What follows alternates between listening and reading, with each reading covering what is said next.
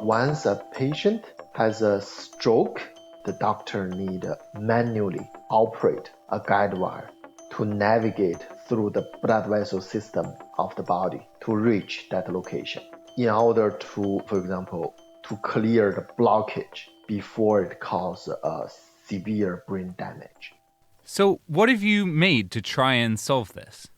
We invent a magnetically controlled thread-like robot which can be remotely controlled by magnetic field.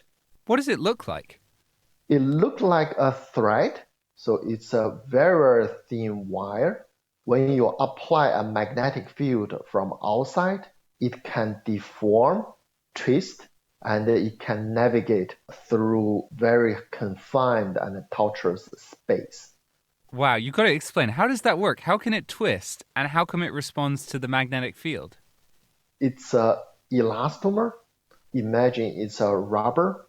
However, in this rubber, we put a small magnetic particles so that the whole rubber thread can respond to externally applied field. Inside this rubber thread, we can put a functional core, such as optical fiber. By applying magnetic field, different types of magnetic field from outside, this thread will deform through tortuous blood vessels. And it works? It can actually go through blood vessels? Yes, we even demonstrated this navigation in a real size simulant of the blood vessels in the brain.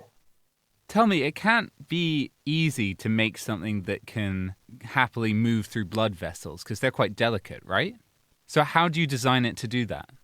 On the surface of this robot, we grow a layer of rubbery, very soft material that reduce the friction over 10 times. What is that material?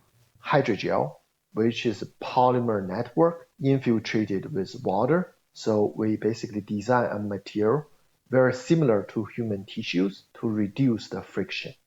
Now that you have it and it could go through the model of the blood vessels, could you put it in a real person? Yes, we will test it in animal models, and then we will collaborate with, for example, minimal invasive surgeons, try to apply this to preclinical, even clinical trials. If it does go into people, what kind of difference could it make to someone with, for example, a blood clot in their brain from a stroke? It will highly benefit both the patient and the doctor.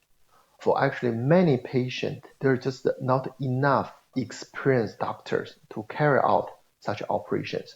People need to transport those patients to large cities.